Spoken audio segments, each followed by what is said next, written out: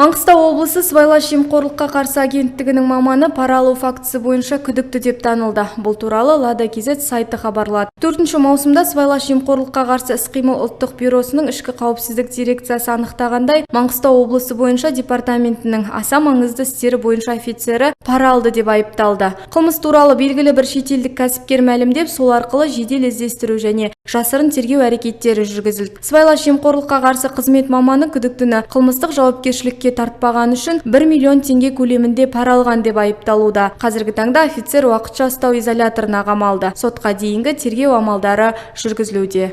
По факту получения взятки задержан сотрудник антикоррупционной службы Мангыстауской области. 4 июня Управлением внутренней безопасности Нацбюро изобличен во взятничестве офицер по особо важным делам регионального департамента. Оперативно-розыскные и негласные следственные действия проводились на основании заявления иностранного предпринимателя, который сообщил о вымогательстве денежных средств со стороны сотрудника антикоррупционной службы. Взятку в сумме 1 миллиона тенге подозреваемый получил за непривлечение подозреваемого к уголовной ответственности. Он водворен в изолятор временного содержания, проводится досудебное расследование.